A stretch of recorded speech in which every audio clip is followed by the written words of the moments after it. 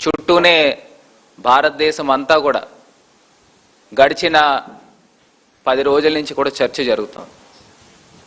ఇవాళ neat paper leak జరిగిందని accountability ఒక రెస్పాన్సిబిలిటీ తీసుకుని education minister union government Dharmendra Pradhan రాజీనామా చేయడం జరిగింది. ఇవాళ ఆంధ్రప్రదేశ్ రాష్ట్రంలో మెగా డిఎస్సి పేరుతో చంద్రబాబు నాయుడు గారు పుట్టినరోజు కానుక అని చెప్పి అప్పుడు పెద్ద ఎత్తున హడావిడి చేసి మెగా డిఎస్సి యొక్క నోటిఫికేషన్ రిలీజ్ చేశారు 19/4/2024లో. దాన్ని నోటిఫికేషన్ అంతా కూడా క్షుణ్ణంగా పూర్తి స్థాయిగా దాన్ని అర్థం చేసుకుని ఇవాళ మాట్లాడుతూ ఉన్నాం. ఇవాళ ఒక్కటే అంశం చెప్పబోతా ఉన్నాం. ఈ తెలుగుదేశం ప్రభుత్వానికి నారా లోకేష్ ఎడ్యుకేషన్ మంత్రి వారికి సూటిగా 10 ప్రశ్నలు లేవనెత్తుతా ఉన్నాం. ఈ 10 ప్రశ్నలకి మొత్తము మెగా డిఎస్సి ఒక దగా డిఎస్సి అనేది ఏ రకంగా ఉందనేది ఇవాళ నిరూపించిపోతా ఉన్నాం. ఇవాళ ప్రధానంగా 3.5 లక్షల మంది 3,36,000 మంది ఇవాళ మెగా డిఎస్సి యొక్క పరీక్ష రాయడం జరిగింది. దాంట్లో సుమారుగా 16,000 ఉద్యోగాలు మీరు అందులో ఇవ్వడం జరిగింది. ఇవాళ ఒక్కటే అంశం చెప్తున్నామండి. గతంలో జగన్మోహన్ రెడ్డి గారు 1,20,000 ఉద్యోగాలు ఇచ్చారు. ఒక్క చోటైనా ఎక్కడైనా ఇంత ప్రశ్న వచ్చిందండి? ఎక్కడైనా ఎగ్జామినేషన్ పేపర్ లీక్ అవ్వడం అని కానీ, లేకపోతే పారదర్శకంగా లేదని కానీ, లేకపోతే ఇంకొకటి ఎక్కడైనా వచ్చిందా? ఎంత 100% నిఖార్సుగా ఆ రోజు పరీక్షలు జరిగినాయి. 1,20,000 ఉద్యోగాలు ఒక సింగిల్ స్ట్రెచ్లో ఇచ్చిన గొప్ప నాయకుడు జగన్మోహన్ రెడ్డి గారు. ఇవాళ 16,000 ఉద్యోగాలకి ముప్పు తిప్పలు పెట్టి 3 చెరువుల నీళ్లు తాగిపిస్తూ దాంట్లో అక్రమాలు, అన్యాయాలు, యువత యొక్క భవిష్యత్తుని కాలరాసే విధంగా అంశాలు ఇవాళ 10 అంశాలు నేను లేవనెత్తబోతా ఉన్నా. ఒకటి ప్రధానమైన అంశము, ఫస్ట్ ర్యాంక్ వచ్చిన వ్యక్తి ఎవరైతే నవీన్ అనే ఒక వ్యక్తి ఉన్నాడో, ఆ నవీన్ అనే వ్యక్తి జోన్ 2 కృష్ణా జిల్లా కేడర్లో అతనికి ఫస్ట్ ర్యాంక్ రావడం జరిగింది. ఆ ఫస్ట్ ర్యాంక్ వచ్చిన వ్యక్తికి ఎందుకు ఉద్యోగం కల్పించలేదనేది నా మొదటి ప్రశ్న.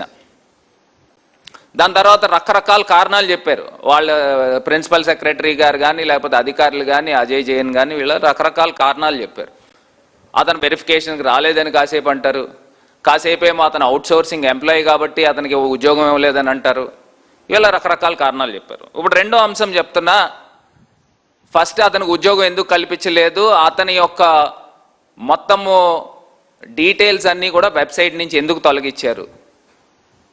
రెండో అంశము, ఒక అవుట్సోర్సింగ్ కంప్యూటర్ ఆపరేటర్ ఆ ఎడ్యుకేషన్ డిపార్ట్మెంట్లో అనుకుంటే ఈ నవీన్ అనే వ్యక్తి, అతను ఎగ్జామినేషన్ పేపర్ అతనికి పూర్తి స్థాయిగా తెలుసు అనేది అభియోగం. ఎందుకంటే అతను కంప్యూటర్ ఆపరేటర్ కాబట్టి అతనికి తెలుసు పూర్తి స్థాయిగా ఎగ్జామినేషన్ క్వశ్చన్స్ ఏమేమి వచ్చినాయి మొత్తం అంతా కూడా పూర్తిగా తెలుసు. అతను ఎగ్జామ్ రాశాడు. మరి అతను ఎగ్జామ్ రాసినప్పుడు అది పేపర్ లీక్ అయినట్టుగా భావిస్తారా లేదా అనేది నా రెండో ప్రశ్న. ఎందుకంటే అతను అవుట్సోర్సింగ్ ఎంప్లాయీ, ఆ ఎంప్లాయీకి క్వశ్చన్ పేపర్ అనేది పూర్తిగా తెలుసు, ఎందుకంటే అతను కంప్యూటర్ ఆపరేటర్ అనుకుంటా. ఇప్పుడు అతను ఒక్కడే చూసాడా, లేకపోతే అతను లీక్ చేసింది ఎంతమందికి పంపించాడు, దానికి పూర్తిగా సమాధానం చెప్పాల్సిన వ్యక్తి లోకేష్, నారా లోకేష్ గారు సమాధానం చెప్పాలి. ఎడ్యుకేషన్ మినిస్టర్గా అతనికి క్వశ్చన్ పేపర్ తెలుసు నవీన్ అనే ఒక వ్యక్తికి, అవుట్సోర్సింగ్ ఎంప్లాయీకి. అతను ఒక్కడే చూసి ఎగ్జామ్ రాశాడా ఆ క్వశ్చన్స్, లేకపోతే ఎంతమందికి లీక్ చేశాడు? దీనిపైన ఖచ్చితంగా సిబిఐ ఎంక్వైరీ చేస్తే నిజాలు ఏంటనేది ఇవాళ బయటకు వస్తుంది. ఏంటంటే ఇదేమన్నా సామాన్యమైన విషయమా? అక్కడ దేశము అట్టడిగిపోతా ఉంది నీట్ పేపర్ లీక్తో. ఇవాళ మెగా డిఎస్సి అని తొలి సంతకము రాష్ట్ర ముఖ్యమంత్రి చేశాడు చంద్రబాబు నాయుడు గారు. అంటే ముఖ్యమంత్రి కొడుకు ఒక న్యాయము, బయట వాళ్ళకి ఒక న్యాయమా? నాది మూడో question,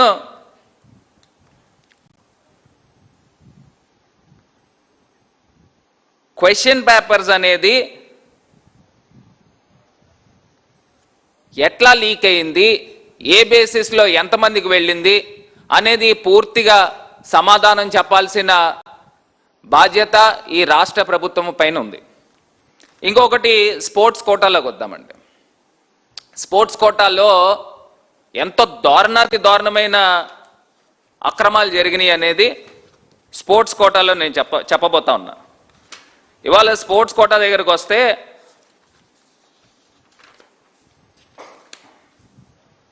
GO number 4, GO number 47 ఇది ఎప్పుడు ఇచ్చారండి? 19/4/2025. ఒకటి వైఏటిసి అంటే హారిజాంటల్ పద్ధతిలో స్పోర్ట్స్ పాలసీని డిజైన్ చేస్తూ youth and culture sports department నుంచి జీవో నెంబర్ 4 వచ్చింది. దాని తర్వాత జిఏడి దగ్గర నుంచి జీవో నెంబర్ 47 వచ్చింది. ఈ రెండు ఏం చెప్తున్నాయనంటే, అంటే ఎంత దారుణంగా చూడండి, హారిజాంటల్ పద్ధతిలో 3% రిజర్వేషన్ స్పోర్ట్స్ కోటా కల్పిస్తూ ఇచ్చిన జీవోలు. దీనికి ఏంటంటే ఎంట్రన్స్ టెస్ట్ ఏం లేదంట. నాకు తెలిసి భారతదేశ చరిత్రలో ఏ ఎగ్జామ్కైనా ఒక ఎంట్రన్స్ టెస్ట్ అనేది అసలు మినిమం క్వాలిఫికేషన్ ఏం లేకోకుండా, ఎంట్రన్స్ టెస్ట్ లేకుండా జీవో నెంబర్ 447 ఇచ్చారు. అది ఎప్పుడు ఇచ్చారు? చంద్రబాబు నాయుడు గారు పుట్టినరోజుకి ముందు రోజు ఇచ్చారు, అంటే నోటిఫికేషన్ రిలీజ్ చేసిన రోజున. దీనికి ఆద్యము స్టార్టింగ్ ఏంటంటే జీవో నెంబర్ 74 2012లో ఈ యొక్క గతంలో జరిగిన డిఎస్సి ఎగ్జామ్స్ ఉమ్మడి రాష్ట్రంలో జరిగినట్టుంది. ఆ టైంలో జీవో నెంబర్ 74 అందులో చెప్పే అంశం ఏంటంటే 2% రిజర్వేషన్ కల్పిస్తూ అప్పుడు ఎంట్రన్స్ ఎగ్జామ్స్ క్లియర్గా జీవో నెంబర్ 74లో చెప్తా ఉంది. జీవో నెంబర్ 74లో 2% రిజర్వేషన్ స్పోర్ట్స్ కోటాలో compulsory entrance exam. GO number 47 ఏం చెప్తుందండి? ఆంధ్రప్రదేశ్ ఇందులో క్లియర్గా ఏం చెప్తుందని అంటే the sports policy 24-29 implementation of 3% horizontal reservation to the eligible meritorious sports person of Andhra Pradesh in direct recruitment without requirement of competitive examinations across the government departments అని చెప్తా ఉంది. అంటే మెరిటోరియస్ ప్రకారంగా తీసుకుంటూ without requirement of competitive exams అని క్లియర్గా mention చేశారు. Mention చేసి అంటే 16,000 చిల్లర ఉద్యోగాలు ఇస్తే అందులో 3% అంటే 420 ఉద్యోగాలు ఎన్నో వస్తాయి, 422 ఎన్నో. ఆ 422 ఉద్యోగాల్లో ఇవాళ క్లియర్గా బట్టబయలైంది ఏంటంటే సుమారుగా 300 చిల్లర ఉద్యోగాలు వితౌట్ ఎనీ ఎగ్జామినేషన్ వాళ్ళు ఇవ్వడం జరిగింది. దాని తర్వాత ఏం జరిగిందండి? జీవో నెంబర్ 56 అని వాళ్ళు ఇచ్చి, ఆ జీవో నెంబర్ 56 ఏం చెప్తుందని అంటే జీవో నెంబర్ 4ని 47ని అమెండ్ చేస్తూ మాకు రకరకాల కంప్లైంట్స్ వస్తున్నాయి స్పోర్ట్స్ పర్సన్స్ దగ్గర నుంచి ఇంకోటి నుంచి, దాని గురించి కాంపిటేటివ్ ఎగ్జామ్ పెట్టాలి అని చెప్పి జీవో నెంబర్ 56 చెప్తా ఉంది. జీవో నెంబర్ 56 అంటే ఆల్రెడీ మీరు 430 ఉద్యోగాల్లో 380 ఉద్యోగాల పైన స్పోర్ట్స్ కోటాలో ఆల్రెడీ వితౌట్ ఎగ్జామినేషన్ మీ తాలూకా మీ అన్యాయులకి, లేకపోతే రకరకాల వార్తలు వచ్చినాయి, వాయిస్ రికార్డులు వచ్చినాయి, ఉద్యోగాలు అమ్ముకున్నట్టు దానికి సంబంధించి తూతూ మంత్రంగా పోలీస్ స్టేషన్లో కంప్లైంట్ ఇస్తే ఎఫ్ఐఆర్ లాడ్జ్ అయినట్టు కూడా వచ్చింది. దానికి నుంచి ఇప్పటికీ ఏ రకమైన విచారణ జరిగింది అది చెప్పాల్సిన బాధ్యత నారా లోకేష్ గారికి లేదండి? ఇవాళ మీరు ఎందుకు 2 జీవోలు ఇచ్చారు? 447 అందులో కాంపిటేటివ్ ఎగ్జామ్ అవసరం లేదని ఏ రకంగా జీవో ఇస్తారు? దాని తర్వాత మే 15, 2026 అంటే ఒక సంవత్సరం తర్వాత ఇంకో జీవో ఇచ్చారు. అప్పటికి మీ తాలూకా వాళ్ళని మీరు అమ్ముకున్న స్పోర్ట్స్ కోటా ఉద్యోగాలని ఇవన్నీ 380 ఉద్యోగాలు భర్తీ అయిపోయినాయి. అయిపోయిన తర్వాత మళ్ళీ ఆ జీవోని అమెండ్ చేస్తూ జీవో నెంబర్ 56 అని ఇచ్చారు. 56 అని ఇచ్చి ఒక 50 ఉద్యోగాలు ఎన్నో ఎగ్జామ్ రాయిపించి ఉద్యోగాలు ఇచ్చారు. నేను ఒకటే ప్రశ్నిస్తున్నా, సూటిగా ప్రశ్నిస్తున్నా, మరి గతంలో జీవో నెంబర్ 447 ఎందుకు ఇచ్చారు? అందులో కాంపిటేటివ్ ఎగ్జామ్ ఎందుకు చేయలేదు? మరి ఇది పెద్ద స్కామ్ కాదా అని అడుగుతాను. ఇది స్కామ్ కాదా అని అడుగుతాను. అంటే మీ తాలూకా వాళ్ళకి లేకపోతే మీరు ఉద్యోగాలు అమ్ముకోవడానికి గురించి ఈ రకమైన ప్రక్రియ జరిగిందే. మరి ప్రక్రియ జరిగినప్పుడు దీన్ని స్కామ్ అనకపోతే ఏమంటారు? తెలుగుదేశం సోషల్ మీడియా వాళ్ళు ఇళ్ళు రకరకాలుగా పెడతా ఉన్నారు. దానికి నీట్ ఎగ్జామ్కి దీనికి సంబంధం ఏంటి? చాలా పారదర్శకంగా జరిగిందని. ఎక్కడ పారదర్శకంగా జరిగింది? అసలు కాంపిటేటివ్ ఎగ్జామ్ లేకోకుండా మీరు జీవో ఎందుకు ఇచ్చారు? జీవో నెంబర్ 74 ఏం చెప్తా ఉంది? 2012లో ఉన్న దాంట్లో మినిమం ఎంట్రన్స్ టెస్ట్ అనేది కామన్ ప్రాక్టీస్ ఎక్కడైనా కానీ.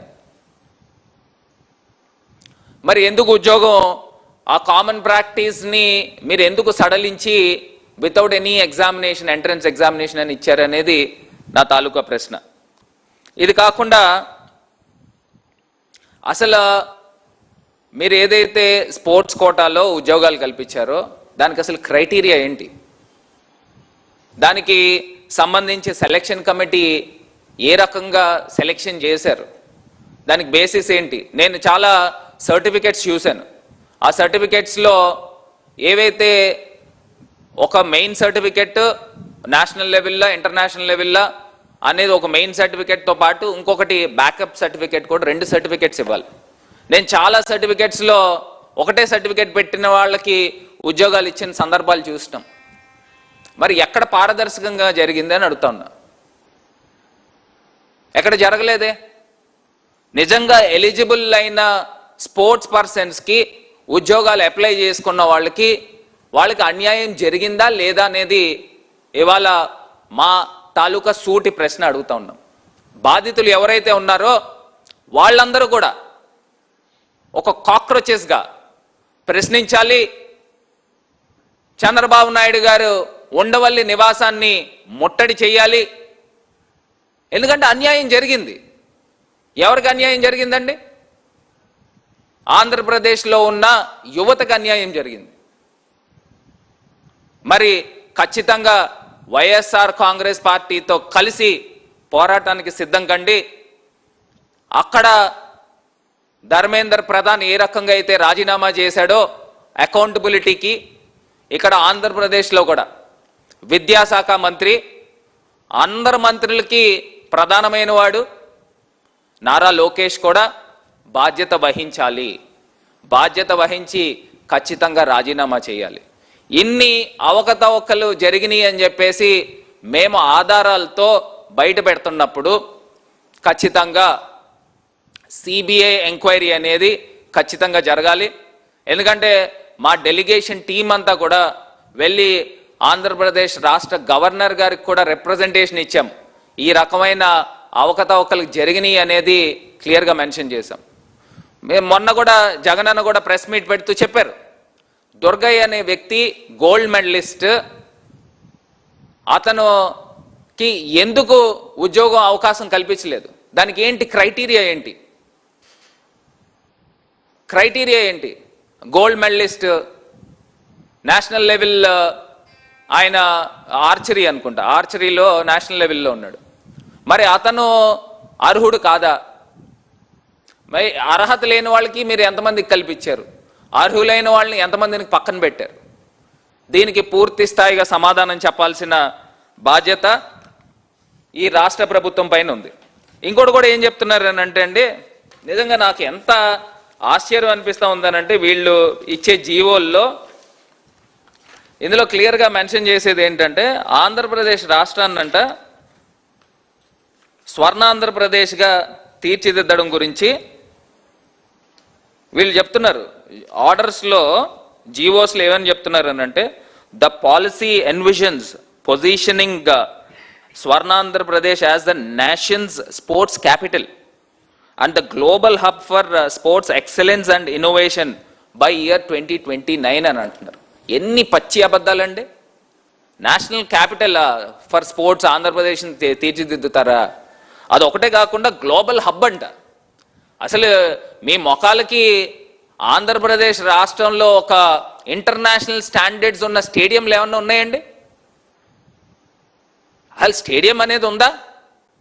పచ్చి అబద్ధాలు మాట్లాడుతూ ఈ జీవోల్లోనంట స్వర్ణాంధ్రప్రదేశ్కి నేషనల్ క్యాపిటల్ చేస్తాడంట. అసలు పచ్చి అబద్ధాలు మాట్లాడుతున్నారు. మళ్ళీ గ్లోబల్ హబ్ చేస్తారనంట. ఏందండి అసలు? ప్రజలు ఏమన్నా అమాయకులా? మీరు నోటికొచ్చిన మాటలు జీవోల్లో పెట్టి ఆ స్పోర్ట్స్ కోటాని సడలింపజేసి ఎంట్రన్స్ ఎగ్జామ్ లేకోకుండా 380 మందికి ఉద్యోగాలు కల్పించి బ్యాక్ డోర్లు అమ్ముకుని ఇవాళ ఇన్ని అక్రమాలు జరుగుతూ ఉంటే ఇంకా కొంతమంది తెలుగుదేశం పార్టీని వెనకేసుకొస్తున్నారు. ఇప్పుడు నేను అడిగిన ప్రశ్నలకి మీ దగ్గర సమాధానాలు ఉన్నాయా? మీరు ఎవరిని తీసుకొస్తారో తీసుకురండి, నేను వచ్చి కూర్చుంటాను, డిబేట్లో కూర్చుంటా. ఇక్కడ తెలుగుదేశం ప్రభుత్వంలో, కూటమి ప్రభుత్వంలో మెగా డిఎస్సి పెద్ద దగా డిఎస్సి అనేది నేను ప్రూవ్ చేస్తాను. నేను అడిగిన ప్రశ్నలకి మీ దగ్గర సమాధానాలు ఉంటే సమాధానాలు చెప్పండి. దీనిపైన సమగ్రమైన సిబిఐ ఎంక్వైరీ చేస్తే ఖచ్చితంగా నిజ నిజాలు అనేది బయటకు వస్తాయి. ఆ బ్లాక్ షీప్ ఎవరైతే ఉన్నారో వాళ్ళు బయటకు వస్తారు. ఎవరైతే ఉన్నారో ఆ దొంగ ఎవరైతే ఉన్నారో వాళ్ళు బయటకు వస్తారు. వాళ్ళు రెస్పాన్సిబిలిటీ తీసుకుని ఖచ్చితంగా ఆంధ్రప్రదేశ్ యువతకి క్షమాపణ చెప్పాల్సిన అవసరం కూడా ఉంది అని కూడా ఈ సందర్భంగా తెలియపరుస్తా ఉన్నా. ఇది కాకుండా అండి, ఇదే చంద్రబాబు నాయుడు గారు ఆంధ్రప్రదేశ్ రాష్ట్రంలో ఉన్న యువతని, ప్రత్యేకించి జెన్జీస్ని ఏ రకంగా మోసం చేశారనేది 2-3 అంశాలతో ఆయన ఇచ్చిన సూపర్ 6 హామీల ద్వారాగానే చెప్తా. ఇవాళ నిరుద్యోగులు మీరే చెప్తా ఉన్నారు, 20 లక్షల మంది ఉన్నారని మీరే చెప్తా ఉన్నారు. ఆ నిరుద్యోగులు 20 లక్షల మంది అంటే అందులో సాధారణంగా మాక్సిమం అందరూ కూడా జెన్జీస్ ఉంటారు. వాళ్ళకి నిరుద్యోగ భృతి 3,000 రూపాయలు ఇస్తానని చెప్పారా లేదా? అంటే ఆంధ్రప్రదేశ్ రాష్ట్రంలో ఉన్న జెన్జీస్ని మోసం చేయలేదా చంద్రబాబు నాయుడు గారు అని అడుగుతున్నా. రెండోది, ఇదే ఆంధ్రప్రదేశ్ రాష్ట్రంలో రాబోయే 5 సంవత్సరాలు అంటే ఆల్రెడీ 2 సంవత్సరాలు దాటేసింది, 20 లక్షల ఉద్యోగాలు కల్పిస్తా అన్నారు. 20 లక్షల ఉద్యోగాలు ఎక్కడ కల్పించారు? పోనీ మీ రేషియో ప్రకారంగా తీసుకుంటే సంవత్సరానికి 4 లక్షల ఉద్యోగాలు, 4-5 20 లక్షల ఉద్యోగాలు, 2 సంవత్సరాలు దాటింది. ఇక్కడ 16,000 ఉద్యోగాలకే ముప్పు తిప్పలు పెట్టారు. 8 లక్షల ఉద్యోగాలు ఎక్కడ కల్పించారు చంద్రబాబు నాయుడు గారు? మీరు జెన్జీస్ని మోసం చేయలేదా అని ఇవాళ నేను ప్రశ్నిస్తా ఉన్నా. ఇది కాకుండా ఇదే జెన్జీస్ ఫీజు రియంబర్స్మెంట్ అండర్ గ్రాడ్యుయేట్స్ నుంచి పోస్ట్ గ్రాడ్యుయేట్స్ దాకా, యూజీ నుంచి పీజీ దాకా, వీళ్ళందరూ కూడా గడిచిన 2 సంవత్సరాల్లో వాళ్ళకి ఫీజు రియంబర్స్మెంట్ ఎక్కడ చేశారు చంద్రబాబు నాయుడు గారు అని అడుగుతా ఉన్నా. గతంలో జగనన్న ఉన్నప్పుడు జగనన్న విద్యా దీవెన కింద, వసతి దీవెన కింద 20,000 రూపాయలు ఇచ్చారే, మరి ఇప్పుడున్న చంద్రబాబు నాయుడు గారు యూజీ నుంచి పీజీల దాకా చదువుకున్న విద్యార్థులు అంటే వీళ్ళందరూ కూడా జెన్జీసే, వాళ్ళని మోసం చేయలేదా అని ఇవాళ నేను సూటిగా ప్రశ్నిస్తా ఉన్నా. ఇది కాకుండా ఇంకొకటి, 18 సంవత్సరాలు దాటిన మహిళలకి ఏమన్నారండి? నెలకి 1,500 రూపాయలు ఇస్తానన్నారు. మరి 18 సంవత్సరాలు దాటిన మహిళలందరూ కూడా ఎవరు? జెన్జీస్ కాదా? మరి వాళ్ళని మోసం చేయలేదా? 2014 నుంచి 19 దాకా అప్పుడు కూడా నిరుద్యోగ భృతి ఇస్తానని చెప్పి మోసం చేశారు. ఇవాళ ఆంధ్రప్రదేశ్ రాష్ట్రంలో ఖచ్చితంగా చెప్తా ఉన్నా, బొద్దింకల దండయాత్ర మొదలు కాబోతా ఉంది. ఖచ్చితంగా చెప్పబోతా ఉన్నా, ఈ చంద్రబాబు నాయుడు గారి పైన దండయాత్ర మొదలు కాబోతా ఉంది. రేపు పెద్ద ఎత్తున YSR Congress party students wing, youth wing, అదేవిధంగా కాలేజ్ విద్యార్థులు వీళ్ళందరూ కూడా పెద్ద ఎత్తున ఉద్యమం చేయబోతా ఉన్నాం. మీరు లోకేష్ గారు బాధ్యత తీసుకోండి, దీనిపైన సిబిఐ ఎంక్వైరీకి కాల్ఫర్ చేయండి, మీరే ఒక లెటర్ రాయండి. మీ దగ్గర పారదర్శకత ఉంది కదా, ట్రాన్స్పరెన్సీ ఉంది కదా, మీరే ఒక లెటర్ రాయండి. ఇక్కడ మెగా డిఎస్సిలో ఏ రకమైన అక్రమాలు జరగలేదు, ఒకవేళ అక్రమాలు జరిగితే దీన్ని విచారణ చేయండి అని ఒక సిబిఐకి ఒక లెటర్ రాయండి. అప్పుడు మిమ్మల్ని ఆంధ్రప్రదేశ్లో ఉన్న యువత నమ్ముతారు. దీనిపైన ఒక సిట్టింగ్ జడ్జితో ఎంక్వైరీ చేయించండి. చేపిస్తే నేను అడిగిన ప్రశ్నలకి సమాధానాలు తీసుకురండి. తీసుకొస్తే మీ యొక్క ట్రాన్స్పరెన్సీ ఏంటనేది పూర్తి స్థాయిగా అర్థమవుతుంది. నేను ఇవాళ ఒకటే చెప్తున్నా, అన్ని అంశాలకి కూడా అకౌంటబిలిటీ, రెస్పాన్సిబిలిటీ అనేది పూర్తి స్థాయిగా మీరు బాధ్యత వహించాలి. సీఎం కొడుకైతే మీకేం ప్రత్యేక చట్టం ఉండదు నారా లోకేష్ గారు. మీరు కూడా సామాన్యులే, మీరు కూడా అందరిలాగా మనుషులే. ఎవరు తప్పు చేసినా బాధ్యత వహించాలి. ఆ తప్పుకి ఖచ్చితంగా ఆన్సరింగ్ అండ్ రీజనింగ్ అనేది ఖచ్చితంగా ఇవ్వాలని కూడా ఈ సందర్భంగా వైఎస్ఆర్ కాంగ్రెస్ పార్టీ డిమాండ్ చేస్తాం.